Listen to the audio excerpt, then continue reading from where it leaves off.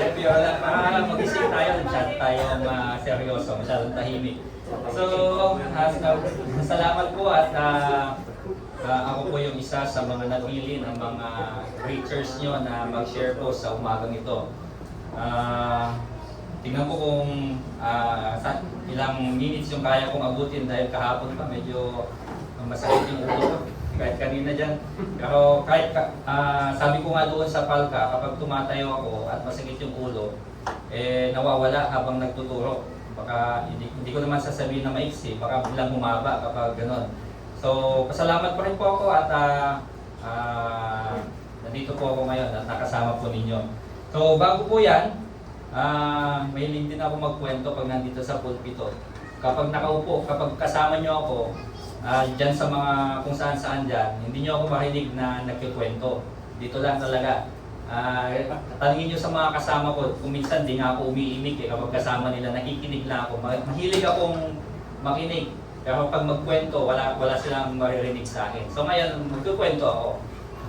So, sa panimula po natin mga kapatid, yung kwento ko, merong isang tatay na nagkatay ng baka. At ang ginawa niya, inihaw niya. So sabi niya doon sa kanyang anak, punta ka na, tawagin mo na yung mga kamag-anak natin, yung mga pinsan natin, yung mga kakilala natin. Punta ka na, tawagin mo na silang lahat. Nung siya umalis po mga kapatid, ang ginawa po niya, pumunta po siya doon sa labas ng kanilang bahay at nagsisigaw. At ang sigaw po niya, halika kayo dito sa bahay, pumunta kayo dito, tulungan niyo kami, nasusunog yung bahay, sabi niya. So nung nandun na po sila, nung naghahanda na yung tatay niya, lahat ng pumapasok, hindi niya kilala. Wala siyang kilala kahit isa. Tanong niya sa kanyang anak, bakit, di ba sabi ko ang imbitahan mo, yung kamag-anak natin, yung mga kapamilya natin, bakit yung mga pumapasok, parang wala akong kilala kahit isa, sabi niya. Ang sagot nitong anak po niya mga kapatid, yan po kasi yung mga tao na naghangad na tumulong sa atin. Diba? Ibig niyo pong sabihin, yung pamilya niya walang pakialam sa kanya. Diba? Dito po sa gospel meeting na ito, ang point ko lamang po mga kapatid, kapag ang invitation po na ikakalap natin sa kanila, birthday, fiesta, kainan, sigurado ako, maghahanda si Father Jerome sa taas. Yung pinaplano niya na i-video tayo dito, tapos papanoorin na lang tayo sa taas. Ganun yung mangyayari. Pero kapag sinabing gospel meeting, madami yung magsasabi na may pupuntahan ako, busy ako. Diba? Wala akong time na makinig sa salita ng Diyos na yan. Diba? Ganun po yung mangyayari po mga kapatid. At salamat po ako at yung mga preachers nyo at nandito po tayong lahat. Dahil yung invitation po, the gospel meeting ay talagang tinupad po natin at ginawa po natin yung ating mga kaya upang makadalo po tayo ngayon sa pagtitipong ito. Ano po? So, alam niyo po yung kantang ito? Sabi niya, in the jungle, the mighty jungle, the lion sleeps tonight. In the jungle, the lion, near the village, the peaceful village, the lion sleeps tonight. Yan lang po kanina sa mga nauna kung alam nila yung kantang ito. Sinong nanonood ng mga cartoons sa inyo? Cartoons to eh. Yung, ano na ulit yun yan? Madagascar. Yan yung awitin po doon, yung isa sa mga kinakanta po doon. Sabi niya, in the jungle, the mighty jungle, the lion sleeps tonight. Ang pag-aaralan po kasi natin ngayon mga kapatid is about the lion. Sino na po nakakita ng lion sa inyo? Yan, yung taas yung kamay, yung mga nakakita na ng lion, yung pumunta na sa Manila Zoo, or doon sa Baguio, meron ito eh. Or doon kay Chavit. Di ba may mga lion po doon mga kapatid. Hindi ko maalala kung kailan ako last nakakita ng lion. Doon sa amin, walang lion eh.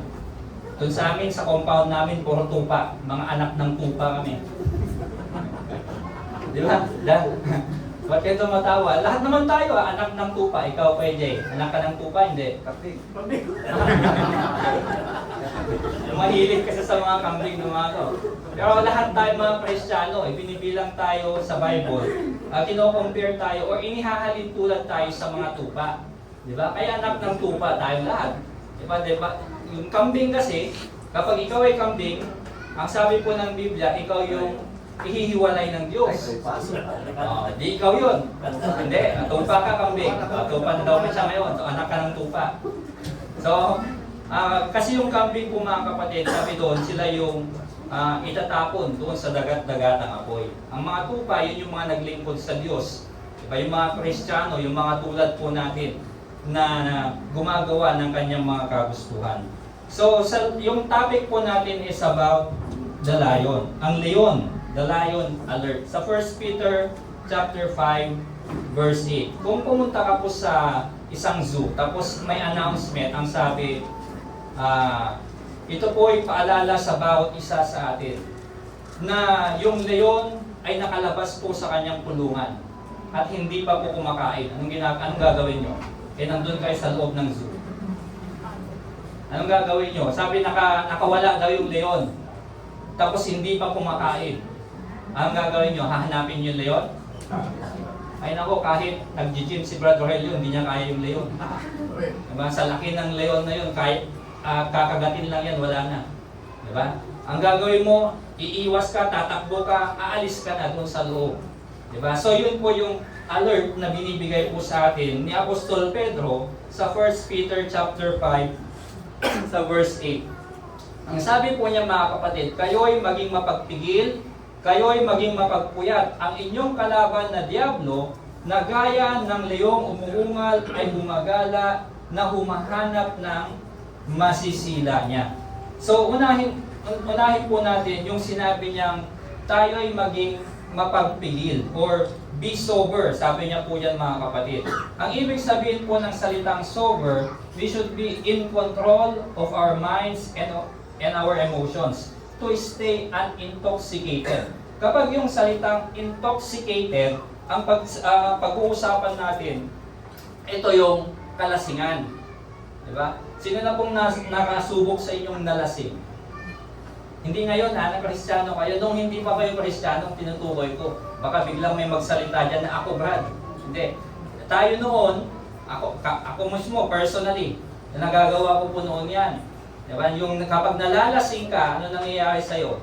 Yung isipan mo, hindi mo na kokontrol. Yung mga sinasabi mo, yung mga actions mo, hindi mo na kayang kontrolin. Diba? Bigla na lang na kinaumagahan, Biblia pa nga mismo nagsabi, nagkakaroon ka ng sugat na hindi mo naman alam kung saan ka nasugatan. Dahil hindi mo na talaga control yung katawan mo.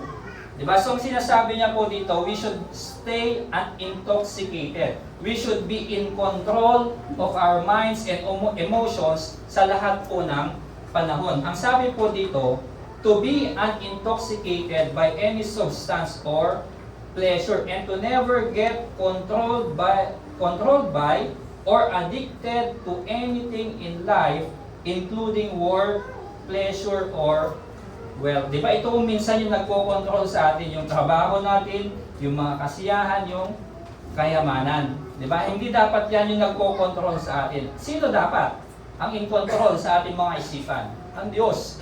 Di ba?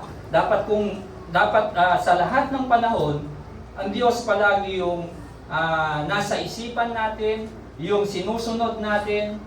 Diba? Ganun po nangyari. Kung intoxicated man sana tayo mga kapatid, sana intoxicated tayo sa salita ng Diyos. Na yung mga mababasa natin, yung mga pinag-aaralan natin, yung mga napapakinggan natin sa Biblia, yun sana yung magko-control sa buhay po natin.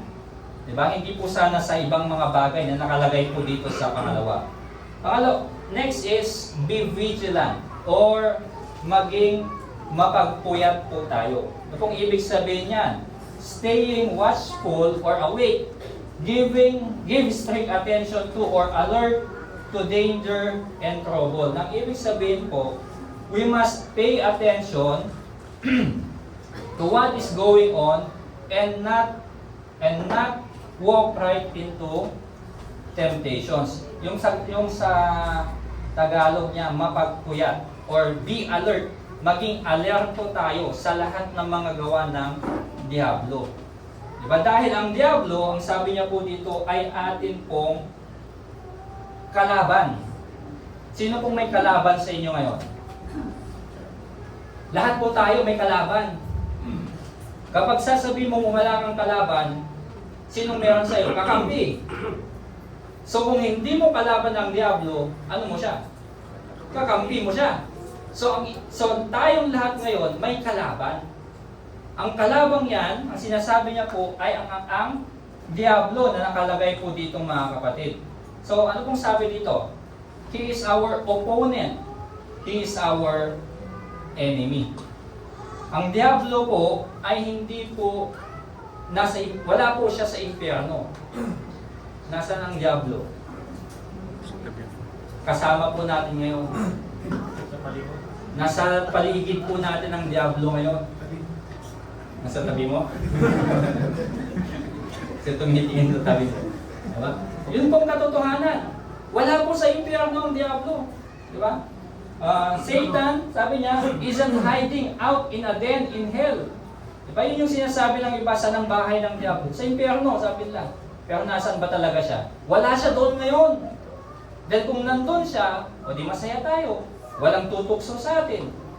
Diba? Pero nasaan ba siya mga kapatid? Nandyan siya. Sabi niya, Satan isn't hiding out in a den. He's up here in our midst, just waiting for any and every opportunity to do harm to you. Concern ba ang Diablo sa atin? Kaya nandito po siya sa atin? Hindi. Wala siyang pakialam sa atin. Basta ang gusto lamang po niya mga kapatid ay sirain yung pananampalataya natin. Sirain yung relationship natin sa Diyos. Gagawa at gagawa siya ng kapamaraanan para masira yung plano ng Diyos sa buhay po natin. Yun po ang nais ng Diablo sa atin. May kwento ulit ako. Okay lang? Okay. Merong 3 Kristiyano, nilapitan po ng Diablo. Ang sabi po ng Diablo, kung may kahilingan kayo, kung may gusto kayo na mangyari sa buhay nyo, ano yun? Kung kayong tatanungin ko, halimbawa lang ako ang Diablo. Ano ang gusto nyo? Ano yung wish nyo? Ano yung gusto nyong mangyari? Brad, gusto pa sana na magkaroon ng magandang bahay. Pwede naman. Dumami yung pera ko, yumaman ako. Pwede naman. Maging pogi ako, katulad ni Aurelio. Pwede naman. Diba? Siya yung ginagamit kanina, siya na rin yung gamitin ko. Tirahin natin ang tirahin si Aurelio. Diba? So, maaari naman, diba? So, yung 3 yun, ang kahilingan nung una, ang sabi niya, maganda yung kahilingan niya. Sana daw, hindi na nagkasala si Adan at si Eva. Maganda yun? Hindi. Maganda, bakit? Ano bang naging cause ng pagkakasala nilang dalawa? Kamatayan. Diba? Dumating yung kamatayan sa atin, both physically and spiritually. So okay yung kahilingan ng isa. Pangalawa, yung kahilingan ng isa, sabi niya, sana ikaw na siyang Diablo ay hindi nahulog din sa pagkakasala. O di maganda din yun, dahil kapag hindi ginawa ng Diablo yung kanyang ginagawa ngayon, o di wala sanang tumutukso sa atin, wala sana tayong leon na pinag-uusapan ngayon. Yung 3, sabi, ang ginawa ko ng pangatlo, lumuhod po siya. Tumingin sa itaas, sabi niya, Panginoon, ilayo mo ako sa tukso. Yun yung sinabi niya Panginoon, ilayo mo ako sa tukso. Bakit sino ba ang Diablo? Sa tingin nyo, kapag lalapit sa inyo ang Diablo, magbibigay sa inyo ng kahilingan, gagawin niya? Ano ba ang Diablo? Base sa sinabi ni Juan, doon sa book of John, kung mga kapatid, sabi ng ating Panginoong Jesus. Sinungaling. Sinungaling. Ama siya ng lahat ng mga kasinungalingan. Walang totoo sa kanya. Diba? Yung sabi natin kanina, ang nais lang niya, guluhin yung buhay natin, guluhin yung isipan natin. Diba? Yung mga kahilingan ng una, ng pangalawa, okay lang yun. Pero, kung pagbabasihan po natin yung Biblia, hindi na tayo makakabalik sa nakalipas. Hindi na natin mababago yung nangyari na. Diba? Kaya nga ginawa na ng Ama yung kanyang nais na ipinagkaloob yung anak niya sa atin. Dahil kung pwede lang naman baguhin yung nakaraan, hindi na niya sana pinadala si Jesus. Tama? Diba? Hindi na sana namatay si Jesus. Hindi na sana naipako sa krus. Kung pwede lang naman palang baguhin yung nakaraan. Diba? So ang main na focus na lang po natin ngayon ay yung nangyayari sa mismong oras na ito.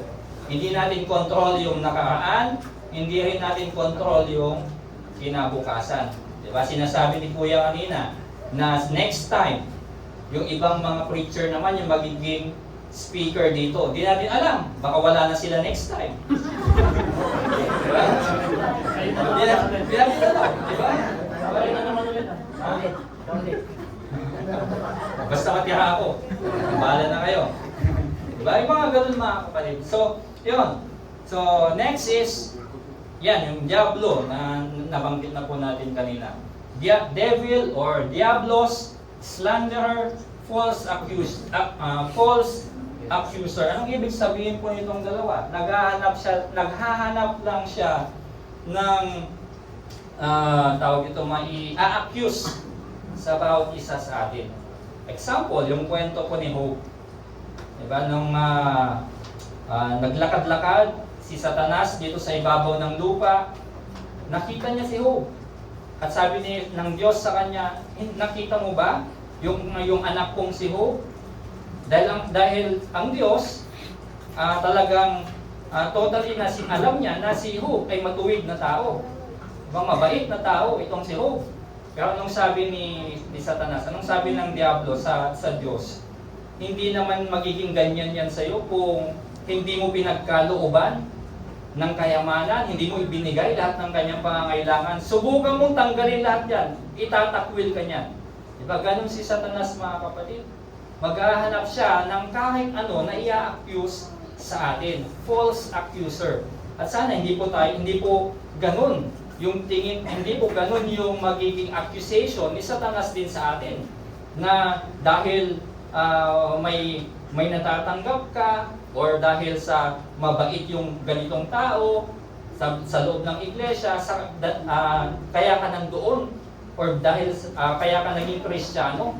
Diba? Dahil asawa mo yung Kristiyano, dahil asawa mo yung Kristiyano, nag-Kristiyano ka na rin. Hindi po sana yung mga ganung mga bagay mga kapatid. Diba? Sabi po dito, Revelations chapter 12 says, Satan went off to wage war. Kanino? To those who obey God's commandments and hold to the testimony of Jesus. So ano yung ginagawa ni Satanas? Gumagawa po siya ng pakikipagdigma, pakikipaglaban. Kanino? Sa mga sumusunod sa mga kautusan ng Diyos. Sino ba yung kalaban niya? Tayo, na sumusunod sa katotohanan. Sumusunod sa ebanghelyo ng ating Panginoon. Tingnan po muna natin, illustration of the lion. Ang tawag po sa kanila, delete pala. Silang the king of the beast. Dahil sa mga magagandang kadahilanan. Sila yung pinakamalaki. Diba? Kung makakita ka ng leon, talagang napakaganda ng itsura. Parang yung mga king nga, meron silang mga sinusuot, yung mga ang tawag na doon, yung mga coat nila na parang leon yung itsura nila, di ba? Dahil kumbaga yung form ng katawan nila, ng itsura nila, parang makikita mo na king talaga sila, di ba? Una, dahil sila yung pinakamalaki, sila ang pinakamalakas, sila ang pinakamaringal na tingnan or pinakamagandang tingnan, parang majestic yung kanilang mga itsura. Ang mga leon, kapag may gustong mahuli, mali Tagalog ko. Ang mga leon, kapag may gustong mahuli, sila ay tahimik lamang. Diba, ganun din ang Diablo. Kaya nga kinumpare ni Pedro ang Diablo sa leon. Dahil kapag aatake ang leon, hindi naman kaagad na susugod yan. Unti-unti, tingnan niyo yung larawang yon. Diba? Titingnan niya muna, check niya muna kung kailang hindi handa yung kalaban, doon siya susugod. Diba? Doon niya kukunin or kakagatin yung kanyang kaaway. Ganyan po ang leon, ganyan din po ang Diablo. Sila ay, yung verse kanina, umuungal. Sila ay umuungal sa madaming kadahilanan. Pagpapakilala ng pagmamay-ari. para maghanap ng kapareha, upang hamunin ang mga naghihimasok, upang takutin ang sisilain, at panguli kapag sila ay gutom. Diba? Yung leon na ating pong pinag-aaralan, lahat ito pong huli at pangalawang, second to the last, yung kanyang ginagawa po sa atin. Gutom na gutom ang Diablo. Gutom na gutom po siya, hindi physically na gutom. Gutom na gutom. Nais po niya na, kumbaga sa oras sana na ito, nais po niya na itigil na natin to. Tapusin na natin to. Kain na lang tayo. Diba? Yun yung nais ng Diablo. Or kaya papasok siya sa ating mga isipan, guguluhin, at maaaring papasok sa isipan natin na tama na yan. Lagi ko naman napapakinggan yan, next time na lang ulit. Di ba? Maaaring mga ganun yung gagawin po ng ni Satanas sa atin. Ito po, konti lamang po ito. Who needs protection from the lion? Una, yung mga young Christians. Hindi young na taon na, yung bagong bautismo. Yung mga bagong nabautismoan lang. Lions always attack the weakest of the flock, including the young. Satan has no, ano ba basahin mo? Scruples. Ang ibig niya kung sabihin a feeling of doubt or hesitation. Yung mga bagong baptize nga, yung hindi pa masyadong tawag ito, bihasa sa mga gawain sa church. Diba? Meron nga akong nakita na bagong baptize, tapos after ng prayer, diba, amen, sabi natin, ang gagawin po nila. Dahil bago pa lang na sila, hindi po natin lagi nababanggit yun eh. Kapag nangangaral yung mga preachers, hindi naman lagi nababanggit yung sign of the cross, di ba? Kailan yung last na nagturo kayo about sign of the cross? Ako nga, hindi ko rin na ipapangaral yun eh. Hindi ko rin nababanggit. Lalong-lalo na sa mga new converts, hindi naman nila alam na bawal. Hindi naman nila alam na hindi na natin kailangan gawin. Di ba? Ginagawa nila dahil hindi nga nila alam. Di ba? Madami pa silang kailangang matutunan. Di ba? Pero, ang Diablo sila yung first or favorite na target nila.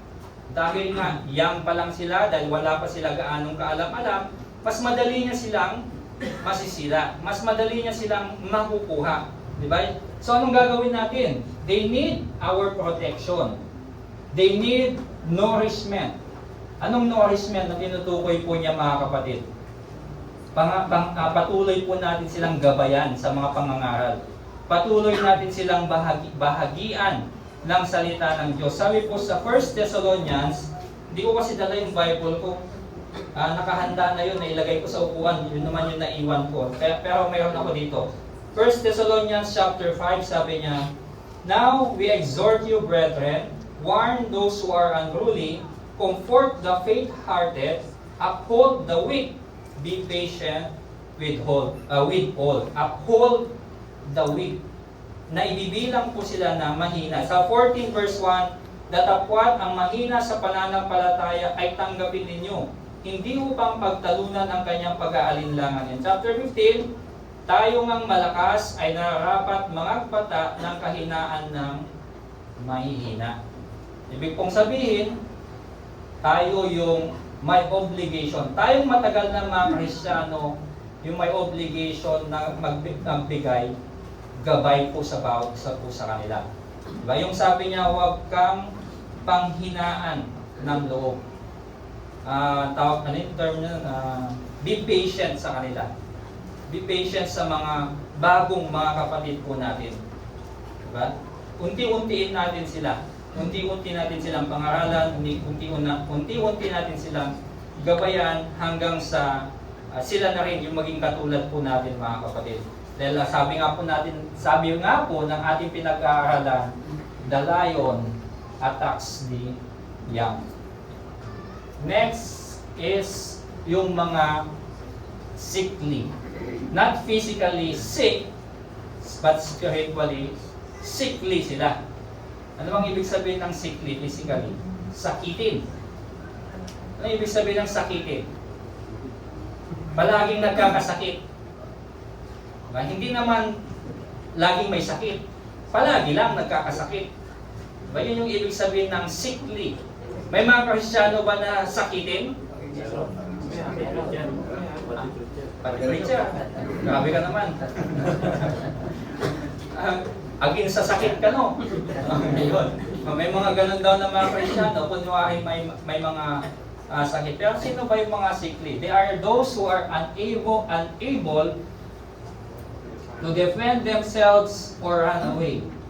Generally because of malnutrition. Ano pong sinasabi doon sa Hebrews chapter 5 verse 11? Sabi niya, tungkol sa kanya'y marami kaming sasabihin at mahirap na saysayin. Palibhasa'y nagsipurol kayo sa pakikinig. Sama naman yung sabi niya. Nagsipurol kayo sa pakikinig. Anong ibig sabihin po nun? Ayaw nang makinig. Wala nang interest. Diba? Sa verse 12, sapagkat nang kayo'y nangarapat na maging mga guro dahil sa kaluwatan, ay muling kayo'y nangangailangan na kayo'y turuan ninuman ng unang simulain ng aral ng Diyos. Matagal ka ng Kristiyano, pero kapag may tinanong sa'yo, hindi ko alam. Bakit ka nag-Kristiyano? Yun naman sabi nila. Hindi ganoon, dapat alam mo na yung sasagot mo. Diba? Ikaw na dapat yung nagtuturo sa kanila. Ikaw na yung nag-evangelize. Hindi yung sasabihin mo, 3 yung preacher namin, di sila ipakinggan nyo. Hindi ganoon. Diba? Tayo na dapat na matagal na mga Kristiyano, tayo yung nagtuturo na sa kanila. Verse 13, sapagkat bawat tumatanggap ng gatas ay walang kahanasan sa salita ng katwiran sapagkat siya isang sanggol. Ngunit, ang pagkain matigas ay sa mga may gulang o yung mga mature ng mga Kristiyano. Sa mga tuwid ay doon sa pamamagitan ng pamimihasa ay nangasanay ang kanilang mga paghahamdam upang makilala ang mabuti at masama. Yun pong sabi niya po dito. So, those who are sickly, those who are unable to defend, bakit? They are malnourished. Katulad ko siguro, sabi nila malnourished daw ako dahil payat pa ako. Pero walang problema. Basta hindi malnourished yung faith ko. At sana po hindi po malnourished din yung faith po natin. Malusog po sana yung pananampalataya natin. Ano pong ibig sabihin ng malusog ang pananampalataya? Malakas, active. Active yung faith po natin. Yung kapag sinabing Bible study, ako Brad, ako mauna. Diba? Kapag may sinabing ganito yung gagawin sa church, ako Brad, ako tutulong dyan. Ako magsisimula. Diba? Active tayong lahat. Hindi yung kapag may invitation, sandali, tingnan ko yung schedule ko. Hindi sana gano'n. Dapat kapag sa church, kapag patungkol sa paglilingkod sa Panginoon, una po sana tayo palagi. Diba? Kaya nga paulit-ulit na sinasabi, unahin natin. Unahin natin ang kaharian ng Diyos. Seek ye first the kingdom of God. Lahat ng mga bagay sa paligid po natin, second lang lahat ng mga yan. Trabaho natin, second lang yan. Pamilya natin, second lang yan. Kahit ano ba yan, second lahat yan. Una palagi ang ating Panginoon. Sickly need to be healed. Sabi niya po dyan mga kapatid. Tunay nga naman, kapag ikaw may sakit physically, gusto nating magamot. Di ba? Ganon din yung ating pananampalataya. Sabi po sa Hebrews chapter 12, kaya itaas ninyo ang mga kamay na nangabababa, ang mga tuhod namang nanginginig, at magsigawa kayo ng matuwid na landas sa inyong mga paa upang huwag maligaw ang pilay, kundi bagkus gumaling. Gumawa po tayo ng paraan na hindi po tayo maibilang sa mga sinasabi po dito na may mga karamdaman. Next is strugglers. Ito po yung mga tao or mga grupo na humihiwalay or nahuhuli palagi. Halimbawa, doon sa, dito po, unahin po natin to Mark 14 verse 54. Ito po yung panahon na hinuli nila si Jesus. Sumusunod, may isang taong sumusunod, si Apostol Pedro. At dahil sa sumusunod siya, kung ano yung ginagawa ng mga tao sa paligid niya, ginagawa din niya. Bakit niya ginagawa? Para hindi siya mahuli. May mga Kristiyano pong ganun, mga kapatid. Makikigimong, bakit? For the sake of attendance. Diba? Kapag ganito may pagtitipon, nandun lang siya sa gilid.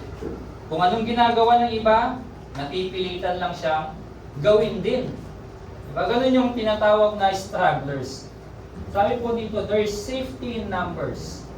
Away on the mountain, wild and bare, away from the tender shepherd's care. Nakakalungkot na yung mga stragglers na tinutukoy po dyan, mga kapatid, malayo sila doon sa pastor. Diba? Yung shepherd's care. Sabi po dito, some Christians hang around on the fringes. Sa gilid lang po palagi. They worship only to suit their conscience. Halimbawa, nung last na nagturo ko ako sa Tugigaw, nabanggit ko po yan. January, last week ng December. Last week po yan. Tama, ano yung last Sunday ng December? 29. Bakit madami, sa lahat hindi lang po sa Church of Christ, bakit napakaraming pumupunta sa simbahan on the last Sunday of the year?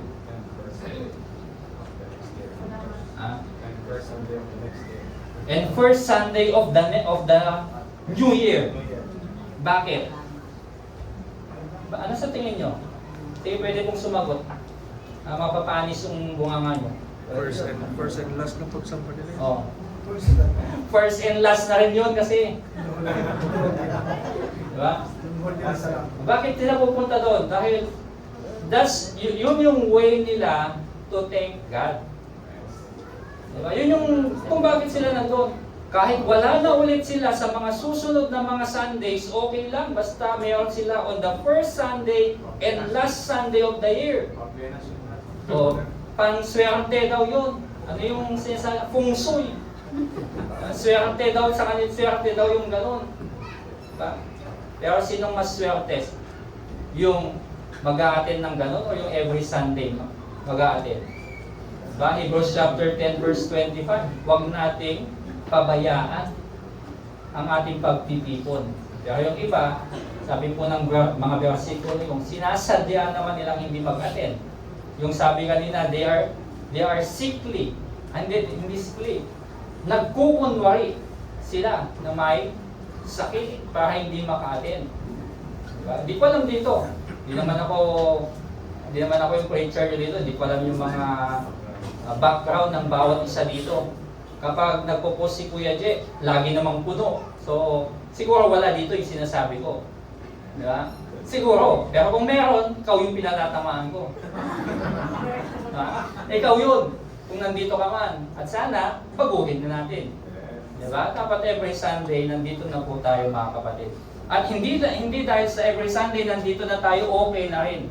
Hindi po sana yung to suit our conscience lang. Yun kasi yung sabi ni Brother Martin, kaya mag-a-attend ako. Hindi! Nandito tayo, una to thank God, to worship God, at lahat ay patungkol sa Diyos yung atin gagawin. And, kaya tayo muli.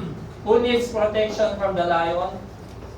So those who are solitary. Some purposely stay away from the flock because of independence. Hindi po tayo lalago kung magsasarili tayo. Halimbawa, magaling ka mag-aaral ng Biblia. Ako na lang mag-isa mag-aaral ng Biblia. Sigurado ka na lahat ng yung pinag-aaralan, tama? Hindi, di ba? Kami nga na mga preachers, nag-aaral kami palagi, pero yung kuminsan, yung pinag-aaralan ko, tapos mapapakinggan ko sa kanila, mali pala. Mali pala yung akala kong tama. Mas tama pala yung sinabi ni kapatid na ganito. Di ba? Kailangan natin ng magtuturo, kailangan din natin ng makinig. We need the association of others. Ito yung sabi kanina. Di ba? Kinakailangan natin yung pagtitipon para magpatibayan tayo ng pananampalataya. Maalala ko lang nung pandemic, madaming mga live worship. Paano mo mapapatibay ang isang kapatid kung nanonood ka lang doon sa TV mo?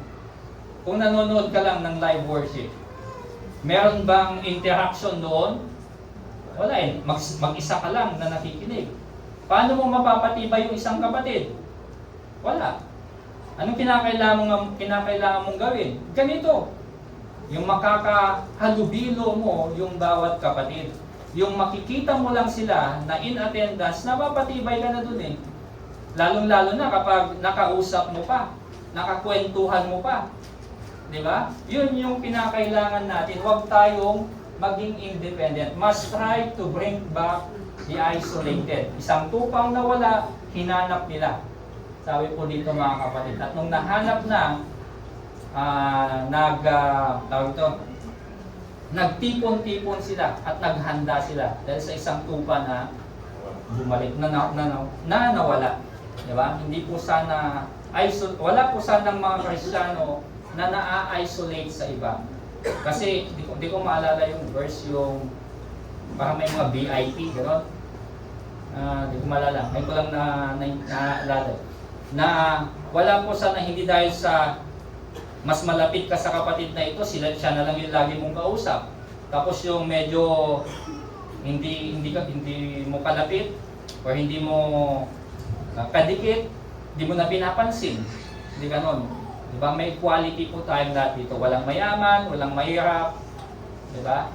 Walang sikat, walang artista. Diba? May mga artista dito eh. Si Brother Jerry, yan. Artista yan na kilala dahil sa mga Facebook niya. Sa mga views niya. Diba? Walang ganon. Diba? Mas mataas ka man o mababa, wala. Pantay-pantay pong bawat isa po sa atin dito. Wala po mas mataas. And last po natin, how to be protected. Tandaan nyo po, huwag nyong i-underestimate yung kalaban po natin. Magaling po siya. Madami po siyang taktika. Matalino po ang diablo mga kapatid. Walang tupa ang nakapatay na ng leon. Sabi ko kanina, tayo anak ng tupa. Diba? Hindi natin kayang patayin ang isang leon. Pero sa Bible, mayroong tumalo sa leon. Sino? Si Jesus. Diba? Tinukso siya 3 times. Pero dahil hindi siya nagwagi, anong ginawa ng diablo? Iniwan siya. Ganon din yung gawin po natin para po lumayo ang diablo sa atin.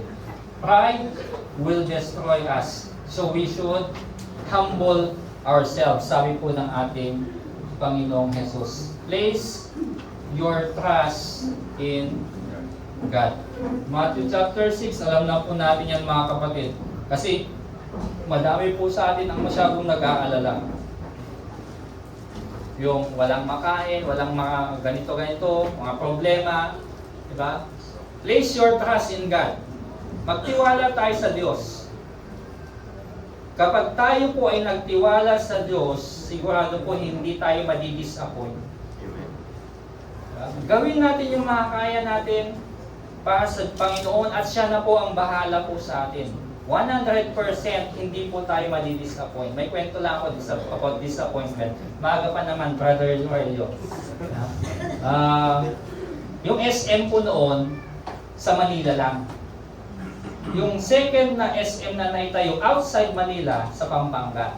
Narinig ko lamang po ito mga kapatid. So, doon sa Pampanga, nung nag-open yung SM, siyempre katulad din po natin dito, siguro isa kayo sa mga nakikipag-ipitan ng parkingan, nag-uunahan ng parkingan noon dyan. Diba?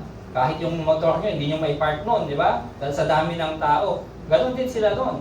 So, nung pumasok siya ng ganon, nakapasok siya sa may restaurant siyang nagustuhan. Japanese restaurant. Ano na yung pagkain doon? Ramen. Ramen. Yung ramen, yan. Nakita niya yung picture. Kaso, estudyante pa lamang siya. Ang presyo niya is 250, mga ganon. 25 lang yung pera niya. So, nag-ipon siya. So, after 2 weeks, bumalik ulit siya. Dahil nakita niya yung picture, ang ganda-ganda. Tapos pa, ang sarap kainin. Nung nandun na siya, bumili na siya, nag-order na. Nandun na sa lamesa niya, sabi niya, tinitignan niya yung order niya. Tapos tinitignan niya yung picture. Magkaiba. Kaya parang Jollibee yan eh. Yung aloha nila. Alam niyo yung Jollibee, yung amazing aloha ng burger nila? Parang ang laki. Pag in-order mo, pit-pit. Diba? Napit-pit pa na gano'n. Lalo na pag take out nyo, in-deliver ng Food Panda, kung ganyan na, mas gaganyan pa yun. So, natin bakit ganito ang sarap-sarap sa picture, tapos dito sa plato ko, ang liit ng bowl, kukunti yung sahog, tapos may dessert nga, ang liit-liit naman, kulay green pa. So, ang ginawa niya, dessert yung akala niya, ice cream, kulay green, kinuha niya, sinubo niya kagad, isang kutsara. Alam niyo kung ano yun? Wasabi. Wasabi. Mas maanghang pa sa sili yun. Diba? Huwag kang kakain nun, Brad. So, na-disappoint na nga siya sa order niya. Tumutulo pa lahat. Sipon, luha, pawis, dahil sa anghang. Diba? So, na-disappoint siya. Point ko lang dun mga kapatid, hindi po tayo magiging gano'n. Kung anong sinabi po dito, yun po mangyayari. Diba? Kung magtiwala tayo sa Diyos, kung ano yung mga pinangako niya, to 100% sigurado po ako mangyayari. Hindi po tayo madi-disappoint mga kapatid. So be sober, be watchful, nawala. Resist the devil and be firm in the faith. Pamuli po, Satan is never failed. So we must never relax our guard or we will be his next meal. So yan lang po mga kapatid. Magandang umaga po sa ating lahat at maraming salamat po sa pagkakataon.